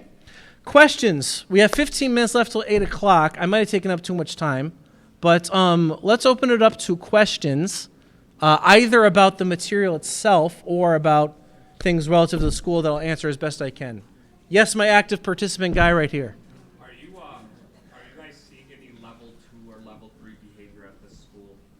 No, I wouldn't. Well, so first of all, I don't know if he'll have time, but Sheikh Ilyas, he is the one who's going to categorize this stuff. Okay, him and I talked the other day. It's going to be like major and minor and major. Okay, so it's going to be like Islam. There's minor and major, just 2 levels. Okay, because really, like, what's something where you jump to like, okay, you need a consequence for this. That wasn't acceptable. It's usually stuff that involves safety, okay? If you do something that makes kids not safe, that is something like, there's not really time to mess around, like that is going to be a consequence, okay? Something that involves like high-level disrespect, like swearing, this type of stuff, that might be in there, okay? I have some video. The behavior I saw in the hallways from the middle schoolers at the school after we moved into this new building was the best behavior I have ever seen from middle schoolers in a hallway at any school ever. And I have trained teachers from every single school district in the Twin Cities. And I've trained schools in 17 other states. Was the best I've ever seen. What we found actually with the kids was the kids really took to all of this. The kids did not have any issues with it. The kids don't have issues with this stuff. It creates calm for them. It creates predictability for them. It creates safety for them. It sets them up for success. What we did see that we will have a focus on this year is kids being a little eager to be like, hey, he didn't do the right thing. He didn't do the right, okay, you get what I'm saying? Like, because they knew that we were being really tight with this stuff. They knew we were watching it closely. They knew we were redirecting really quickly. So they did get like hypersensitive towards one another over like, oh, do you get what I'm saying? And this segues to the other big point that I wanted you guys to take from here and to talk with your kids about. A big part of the messaging and teaching for the kids at the beginning of this year will be making them understand that you're only responsible for yourself. And making them understand that to redirect someone, you have to be in a certain position, which comes from the Sunnah of the Prophet ﷺ, because he did not just he did not start preaching to the mushrikeen in Mecca until he was 40. And he established a good reputation with them, all that type of stuff through his character. So not anyone can just redirect anyone, and kids don't take to other kids redirecting them very well, even though they want to do it to one another. But also just teaching them that you have to be a good example. Like, if you want to help out, you have to just be a good example of what we taught and not redirect your classmate. Okay? With that whole pausing strategy that I was teaching, when the teacher does that pausing, a piece of it, what you see the kids do who aren't doing the side talking, they'll know the teacher's pausing because Zaki's turning to talk to Ahmed. And when the teacher pauses 2 or 3 times, what they'll do, they'll go to Zaki and go, hey, shut up, listen. Like that's what the nonverbal cue will cause the kids who want to listen to do. But part of what the teacher has to do is this coaching the kids, like, hey, I appreciate what you're doing. I know you want to be helpful. But if you want to be helpful, what I need you guys to do is to just be a good example for your classmate. So that is a big thing to tell your kids coming into the school year. Okay? This school is going to make it really clear what you're supposed to do in every place and time throughout the day. Follow what the teachers say really closely. If you see another kid doing the wrong thing, it's not your job to point it out to the teacher. Let the teacher handle it. It is not your job to tattletaling, and there's a whole methodology to how you deal with tattletaling, this type of stuff. It's a whole other session, okay? That is not your job. Your job is to just follow the direction of the teacher and be a good example for others, okay? That's difficult for kids to do, but with united messaging, we will get the kids there and all that type of stuff. That is more what we saw happen. So most of the issues we dealt with in the second half last year, it wasn't stuff between teachers and kids, actually, for the most part. It was stuff more between the kids like this. Do you get what I'm saying? Good question. Other questions? Do you need time? Should I let you come talk? Any other questions? Yes, ma'am. So I have a concern about the door. Yeah. Is this door going to be open for anyone to walk in the studio, or are we going to, you guys going to have, ring the bell, or Like, is there like a buzzer system to get in like other schools? That's a good question, which there's not, correct? Because the autism clinic. We are going to have all 3 doors closed. Okay. It's just that the company is kind of taking time. Okay. Most likely by end of this week, they are going to get it all through. So Yeah. it is going to be a buzz-in system during the school. Buzzing system, Okay.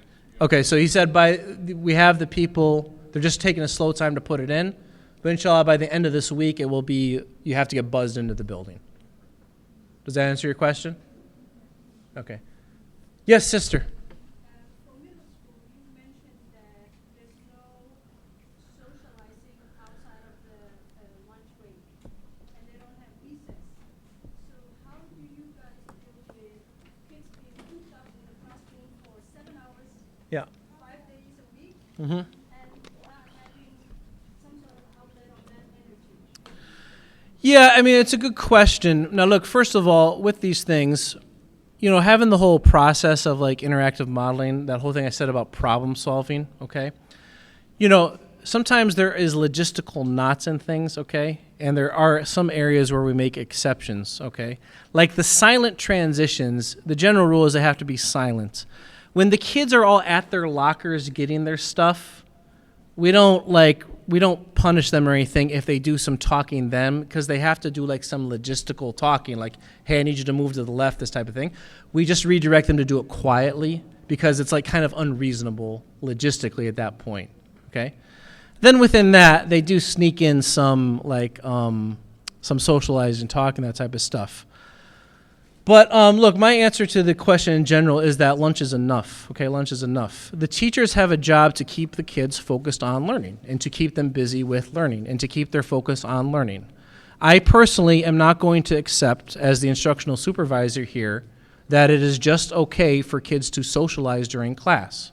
They are supposed to be learning during class. They are supposed to be doing stuff during class. Now, sometimes they run out of stuff to do. Sometimes the teachers do give free time. I have not told the teachers that they can't do that. Teachers can choose to do that if they want. The kids finish up, that they can have 5 minutes free time. That's up to teacher discretion as far as I'm concerned. But I'm not willing to let it be the case that any kid expects that they can come into the school and socialize during class or on their way to class. Because on their way to class, they have to be getting ready to go to class and be prepared for class.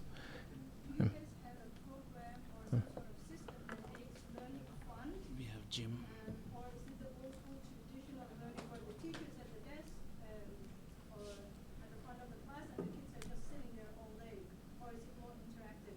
Yeah, so we keep the kids busy, okay? And what we teach the teachers as far as keeping the kids engaged, inshallah, we'll go over. My plan is to go over that in the next session, where we go over the science of learning. Okay, the science of learning. We don't just talk to the kids all day. Okay, you can't just talk to the kids. It's not like that. Okay, they have to be busy doing something. And there's a general rule in neuroscience that you should not talk to kids for longer than their age plus 1 minute without asking them to do something. Okay, so the teachers are taught to have the kids do lots of processing of the learning in chunks, okay? So a little bit is learned, and then the kids write something about it. Or a little bit is learned, and then the kids talk about it with one another, okay? And we do like turn-in talks, so the kids talk with one another about the learning in the school, in the classroom, that type of stuff. We teach all that type of stuff, and I'll go into that more detail on that in another classroom. But the point of all that is to keep the learning on track. So if you're talking in class, you're talking in a prompted, structured way to talk in a sophisticated manner about what we're learning. So you learn, and you don't miss this chunk of learning, because this chunk of learning relates to the next chunk of learning. And once you miss one, you start to get off track. Do you get what I'm saying? Okay. So teachers have the discretion, okay, I don't take this away from them or anything, to give the kids free time if they want during class, but personally I'm not a very big fan of that. But when they are learning, when they're in class, the expectation is that they are focused on learning. When they are transitioning, the expectation is that they are focused on getting ready for the next class. Yeah. The middle schoolers do have gym, and Sahara Sports will be here every day.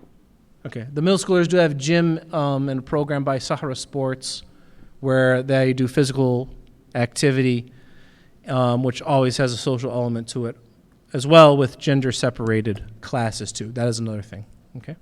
Yeah. About what? The Sahra Sports. I think we have some pamphlets. If you came to the open house, Khalid, who runs it, was at the front, and he gave everyone a pamphlet when we came in. Because I'm not the best one to speak about it specifically, but it is structured gym activities that are done in here or on the field that we put in out there that are gender separated. So both the boys and girls, they get physical activity in a comfortable environment. And we're only looking to expand that stuff. And look, I know that a lot of people have a lot of concerns about kids being cooped up and getting their energy out. I will tell you, it's personally my opinion that it is a little bit of a misconception that you're going to get kids to behave and comply by, quote unquote, letting them get their energy out. When kids do a whole lot of physical activity, like hard physical activity, they are not usually ready to learn after that. They are usually tired. They are usually a little irritable. They are usually hungry. So that's not a way to keep kids under control by supposedly getting their energy out through physical activity, and then they come to class and they're supposed to be relaxed. That's not how that works. Ask anyone who's taught in a school and they had classes before lunch and recess and after lunch and recess. When do you think the kids learn better? The morning or the afternoon? Way better in the morning, and it's because of that. But the key for every teacher is to keep kids engaged in class, which means teaching in a way that is known to be effective and that allows them to stay on track with the learning through effective instructional methods, okay? And that way, they feel good about learning because they will feel successful in their learning. And success is like the biggest motivating thing of all. That's the goal. That's the goal, okay? Yes. I got one more question. Yes. Is there any, is there any safety measure Mm. if there's a threat against the school or, God forbid, a kid comes with a weapon? Is there any locks on the doors, anything? And I'm just bringing it up because I see it more and more. Sure. So, Well, it is, of course, a valid concern, and safety is the number one priority when it comes to kids, absolutely. Her question was similar to that. So by the end of the week, we will have a buzz-in system for the whole school. So no one will be able to come in the school by just opening the door. They'll have to get buzzed in. That'll be thing number one. So if this is a concern, like, would you guys like us to work on things like lockdown procedures and that type of stuff? Okay. We will take that as feedback and look at that. And you can talk about other stuff too. Yep. You want to speak, Sister Kelly? Can you please? This is something that we are working on. Sorry to put you on the spot. I'm really sorry. I remember that's you. No, it's a big concern. No, this is something we are currently working on, inshallah. We have a committee, because we just moved to this building. We have to redo all of our emergency plans.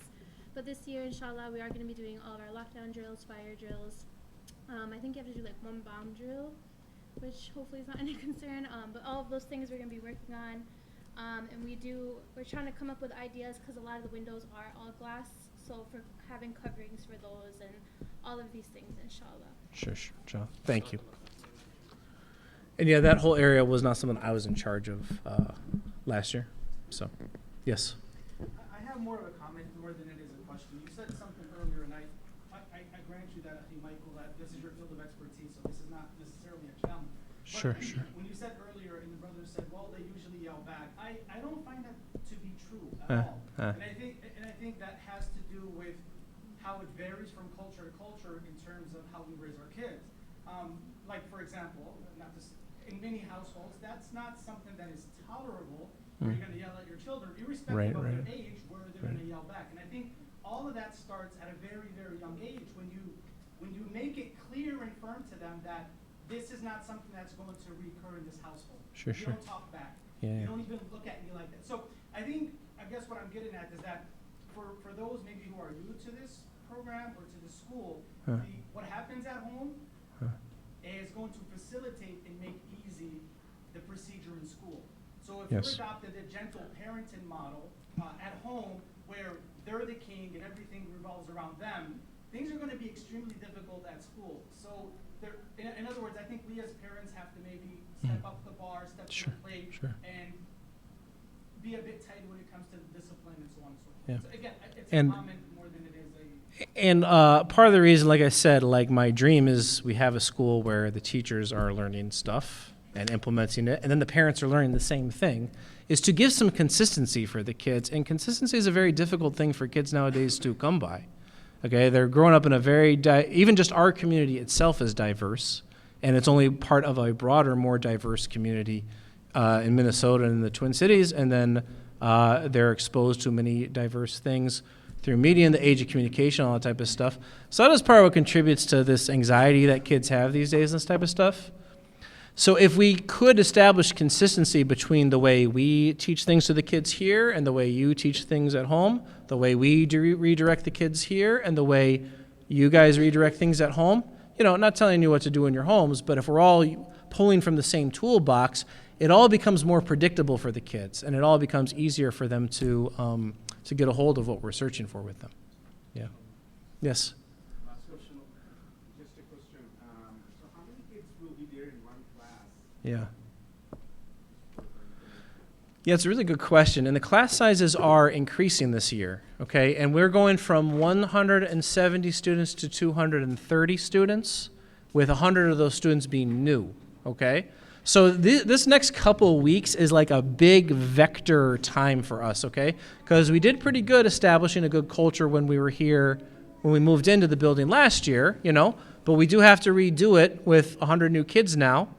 We have the benefit of the kids who were here before, and our teachers will be, just to be transparent, and part of these sessions is to be transparent about everything, like our teachers will be dealing with larger class sizes than they were last year. And that will create some challenges for us and some learning for us as well. It will be bigger than last year. I believe the largest class size is 30, is that correct? We want to keep it around like 25, but you have to remember we have the Hafiz program. So the students who are in 3rd, 4th, 5th, 6th, 7th grades, they will be only attending ELA and math. And most of the time, From the Hafiz program.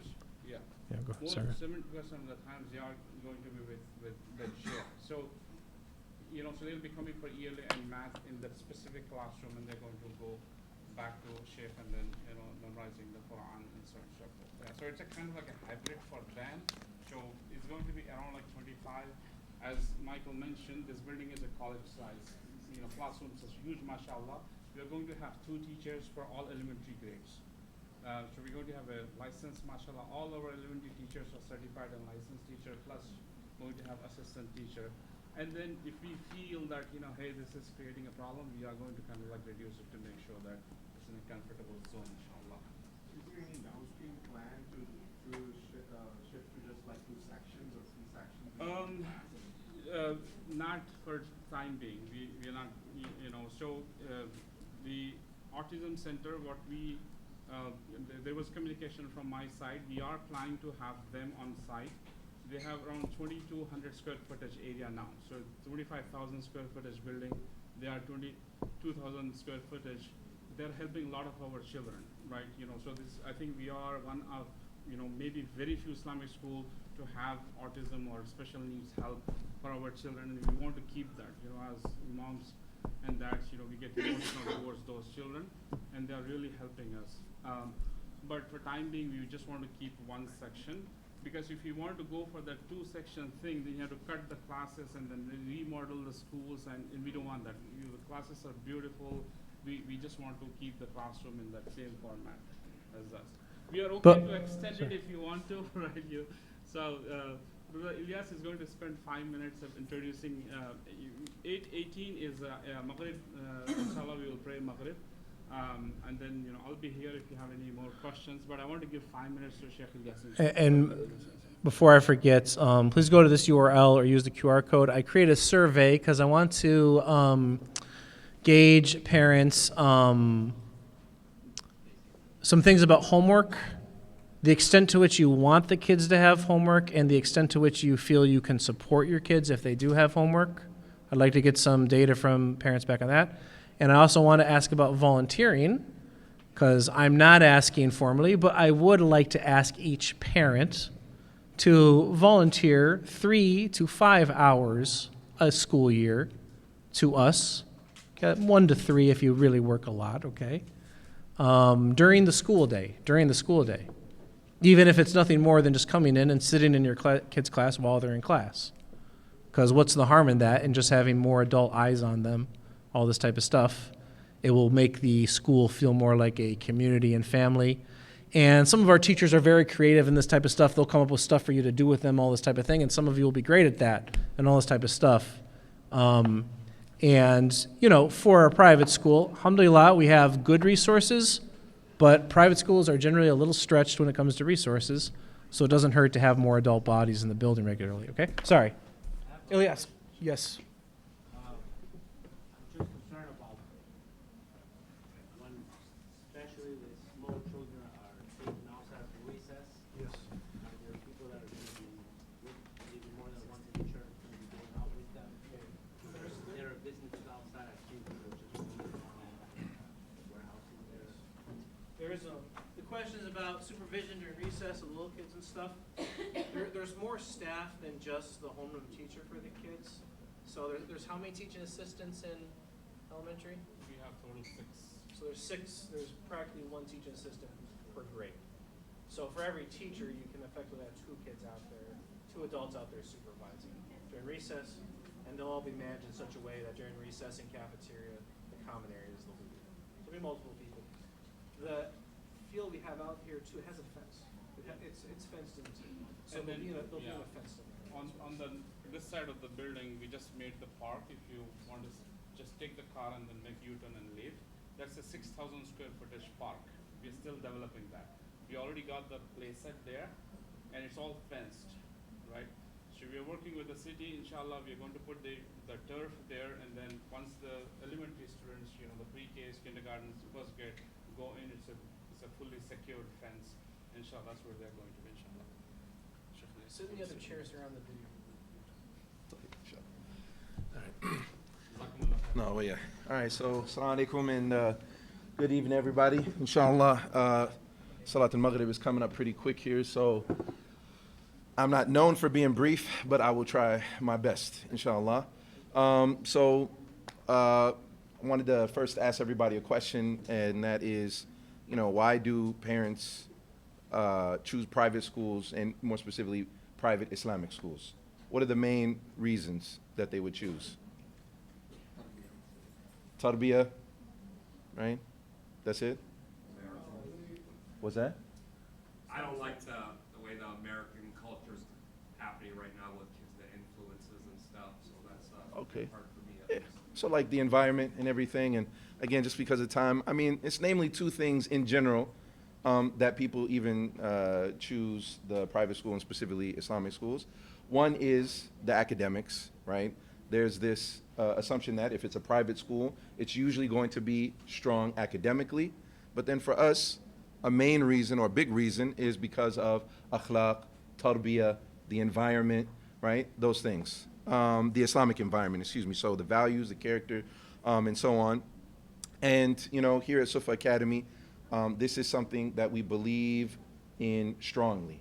That not only do we want our children to be successful academically in their learning, of course that is extremely important. It's the primary function of a school in the first place.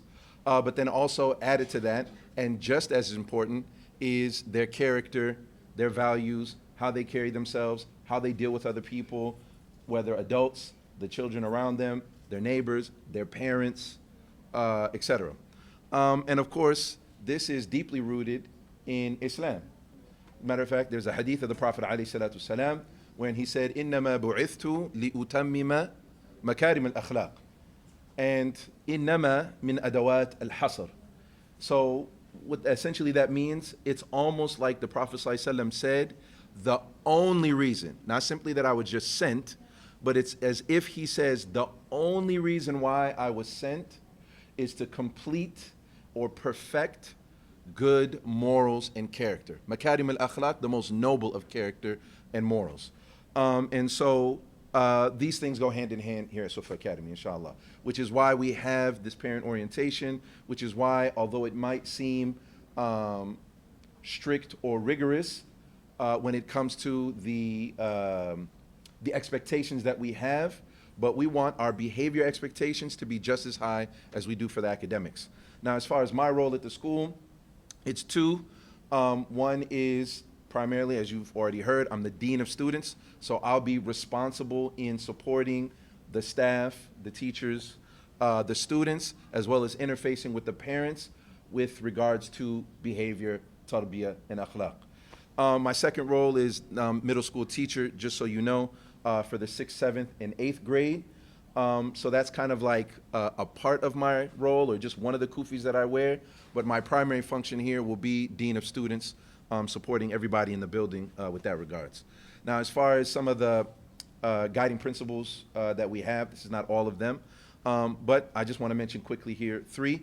Number 1 is high expectations, as I already mentioned, not just academically, but also when it comes to behavior. So just some of the examples of that would be, for example, what Michael mentioned about the students, right, listening to the adults in the building, and that they have to follow their instructions, and that's a given.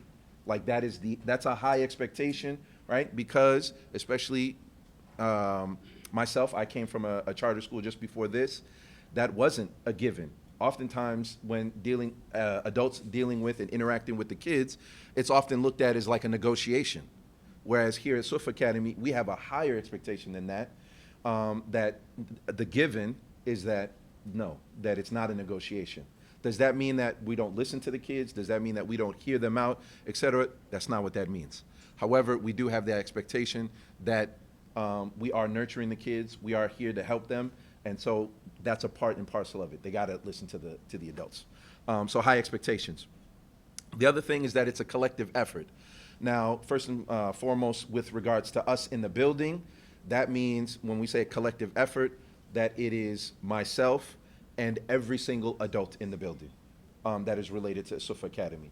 So it doesn't mean that, it's just Mr. Ilyas, or whatever title they want to, whatever you want to call me, Sheikh Ilyas, Mr. Ilyas, Mr. Ali, whatever, but that it's not just my job, but rather it's every single adult in the building. So you could expect Mr. Arfad, Muhyiddin, Michael, and any of the other teachers, if they come across a student who happens to be outside of our expectations when it comes to their behavior, that they might get spoken to. Not that they might. They absolutely will be spoken to by them. So it's a collective effort, but then added to that, and something that was touched on, is with the parents.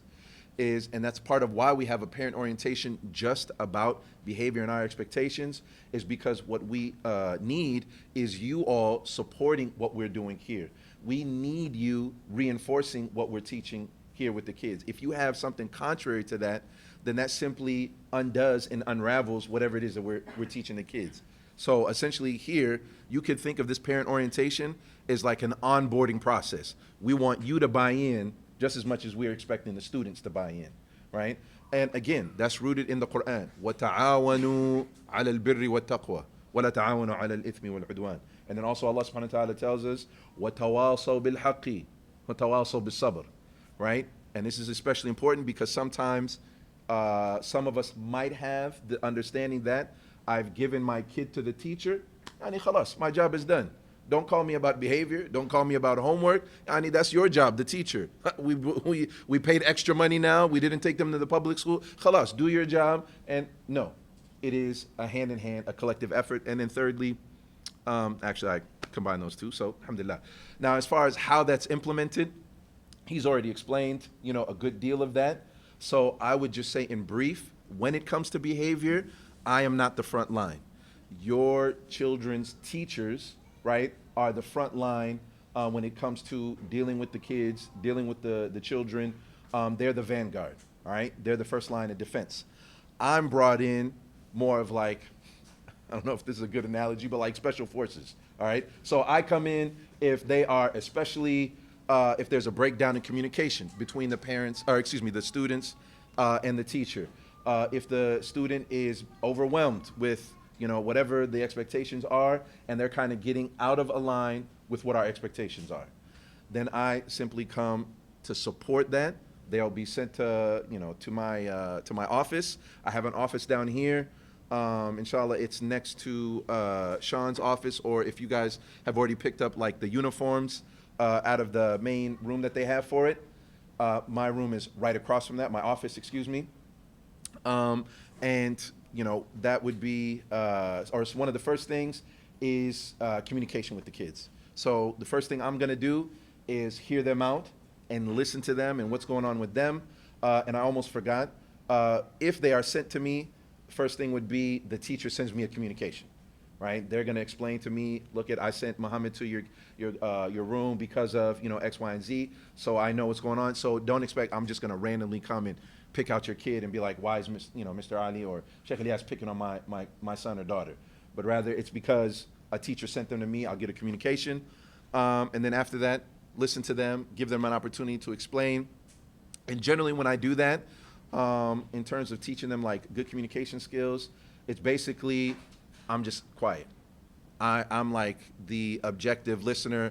I have no idea. I have no, I'm just listening to what you have to say, right? And this usually, if it was heated or if there was an issue, this gives a chance for the kid to vent, to let it out.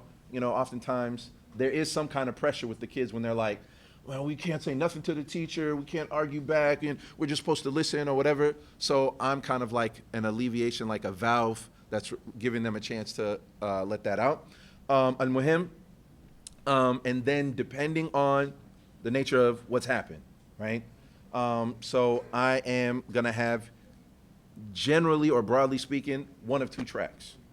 Some type of restorative action or some kind of behavior a fair consequence. One of those two tracks in general. It depends on whatever it is happening in front of me. So for example, let us say a student does argue with a teacher, right? And let's say is disrespectful, right? Actually now, both of these tracks will have to be. They're gonna have to go back to the teacher at some point where I would be in their company, in their presence, and they would have to apologize to the teacher. They would have to, right? Because they have to mend the fence, so to speak, because that's a relationship. Because whatever awkwardness came out of that interaction from before, if they don't apologize, if they don't mend the fence, if that student doesn't take accountability for, their actions or whatever, the next day that kid's got to go see that teacher again, and it's going to be awkward, right? And so that would be a restorative practice. That's not looked at as a consequence, them having to go and apologize to the teacher. But a consequence would be they probably would have detention for something like that. And detention, there's going to be forthcoming details about that, but in general, we'll have 1 day a week, and it will be 45 minutes to an hour.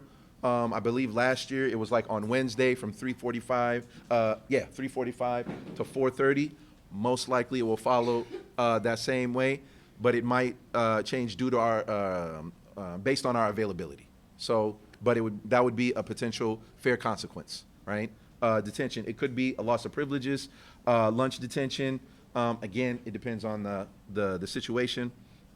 I guess the last couple of things here is when it comes to communication, I'm going to be the primary contact when it comes to behavioral issues. So if something were to happen, if your son or daughter comes home and saying, I got in trouble or whatever, well, you should have got a communication from us before that even happened. But it would be from me.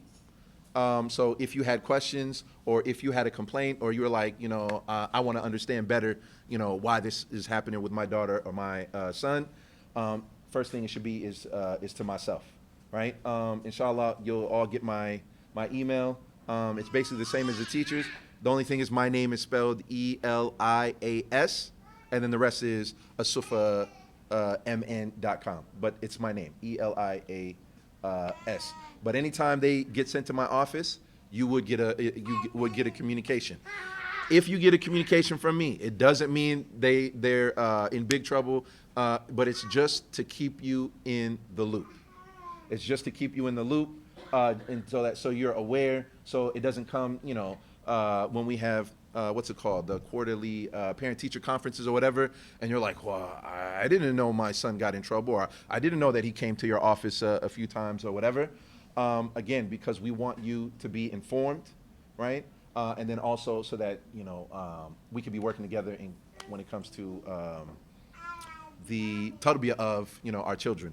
And lastly, I just wanted to, you know, share a quote that I thought is really expresses kind of like the crux of the school here. It says, the function of education is to teach one to think intensively and to think critically. Intelligence plus character, that is the goal of true education. And just for your information, that was Martin Luther King Jr. Who made that quote in a paper that he wrote to Morehouse College. And it really sums up what we're trying to do here. We want them to be critical thinkers and people who have high character, just like the Prophet ﷺ. وَإِنَّكَ لَعَلَى خُلُقٍ عَظِيمٍ. And with that, I'm finished here. I don't know if y'all had any questions. Otherwise, we do have Salat al-Maghrib. Jazakallah khair. No? MashaAllah, Jazakallah khair. And quick note, whoever attended this training session, as we mentioned, this training session is mandatory. There is a QR code. Please fill in your information because we're going to come behind you if you don't do that. So we're going to pull in the parents who did not attend it. We want them to go through this again. Or we will be sending the video recording of whatever Michael did, and we have to have some testing done before we kind of move on. So please, if you're already here, so please you use the QR code to kind of register yourself. Again, Jazakallah khair for coming, mashallah. And remember us in your dua, inshallah.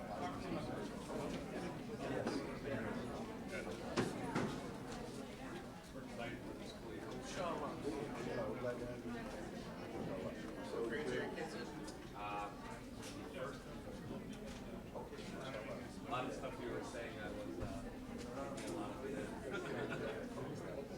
Go to Abraham Education.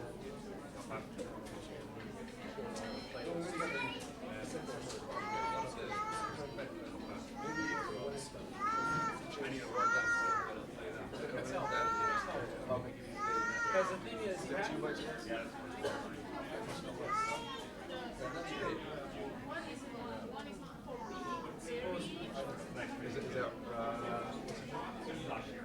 that's yeah, he's not coming in, he's still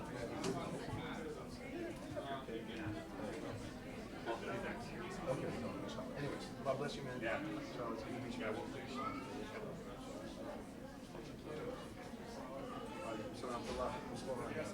Good. How y'all doing? All right. Hope it didn't make y'all get sleepy. What's the last name?